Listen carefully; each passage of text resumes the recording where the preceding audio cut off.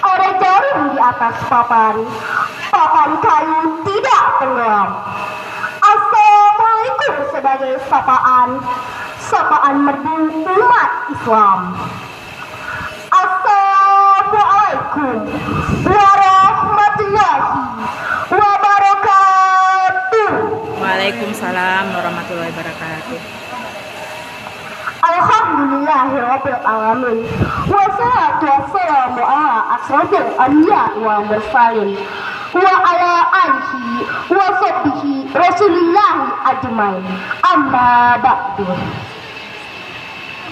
Yang pertama-tama, marilah kita panjatkan rasa puji dan syukur kepada Allah Subhanahu wa Ta'ala. Karena atas limpahan rahmatnya, kita masih bisa berkumpul dalam keadaan sehat walafiat.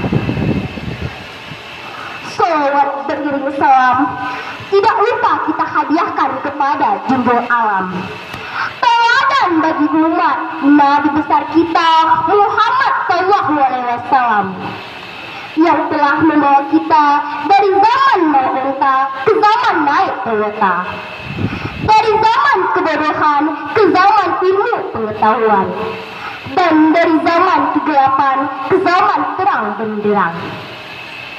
Dan semoga kita selaku umatnya diberikan syafaat di yaumul akhir. Amin, amin ya rabbal alamin. Dewan juri yang saya hormati dan teman-teman seperjuangan yang saya banggakan, jalan-jalan ke Samarinda, malah nyasar ke Pulau Madura. Wahai pemuda harapan bangsa, pahlawan masa depan kita semua. Pada kesempatan kali ini, izinkan saya membawakan sebuah tutur yang berjudul Menghargai Pahlawan dalam Perspektif Islam. Hadirin rahimakumullah. Setiap bulan November pada tanggal 10 kita memperingati Hari Pahlawan. Siapa sesungguhnya pahlawan itu? Apa yang terlintas di benak kita ketika mendengar kata pahlawan? Ya, tentu akan sangat erat kaitannya dengan perjuangan, perlawanan, pengorbanan, penjajahan, patriotisme, dan nasionalisme. Pahlawan dimaknai sebagai orang yang berjuang dengan gagah berani dalam membela kebenaran. Dalam perspektif Islam, pahlawan dapat dimaknai sebagai orang Islam yang berjuang menegakkan kebenaran al-haq demi memperoleh ridho dari Allah semata. Mengenai berjuang menegakkan kebenaran dan keadilan ini, banyak disebutkan dalam Al-Quran, diantaranya dalam surat Al-Anfal ayat 39 yang artinya, dan perangilah mereka supaya tidak ada fitnah dan supaya agama itu semata-mata untuk Allah. Jika mereka berhenti dari kekafiran, maka sesungguhnya Allah Maha melihat apa yang mereka kerjakan.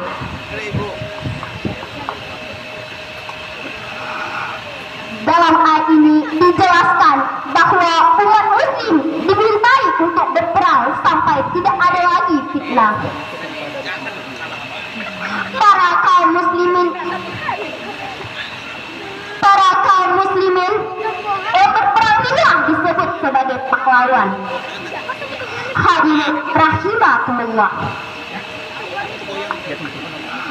Sebagai muslim yang lahir dan hidup di Indonesia, sudah sepatutnya kita menghargai jasa pahlawan. Di antaranya satu, mengingat jasa pahlawan.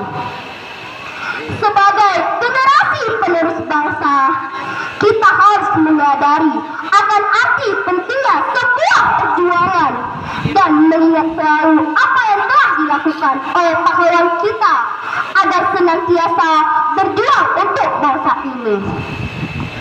Yang kedua, mencintai tanah air. Sebagai memiliki mahabbah atau rasa cinta kita terhadap tanah air ini. Sebagaimana dalam sebuah hadis dikatakan, hubungan minal iman, yang artinya mencintai tanah air adalah sebagian dari iman. Sebagai generasi penerus bangsa, wujud cinta tanah air dapat dinyatakan dalam bentuk prestasi. Karena prestasi bisa dijadikan sebagai ajang mengharumkan nama bangsa Indonesia.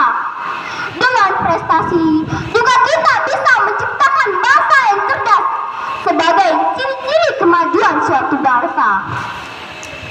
Marilah sama-sama kita teriakkan, hidup pahlawan Indonesia, hidup Indonesia, merdeka, merdeka.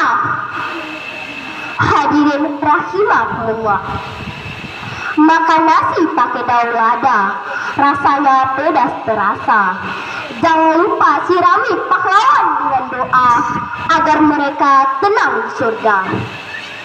Sebelum saya akhiri, marilah kita sejenak berdoa di dalam hati kita. Semoga para pahlawan kita diterima di sisinya, diterima amal ibadahnya, dan ditempatkan di tempat yang terbaik. Amin, amin, ya rabbal alamin. Buah nanas, buah mangga, dirujak pakai buah jambu. Para pahlawan negeriku tercinta, kan melanjutkan perjuanganmu. Sekian yang dapat saya sampaikan. Jika kita sakit gigi, rumah sakit bisa dihampiri. Jika lidah melukai hati, entah kemana obat dicari. Mohon maaf jika ada kesalahan dan kekilafan. Assalamualaikum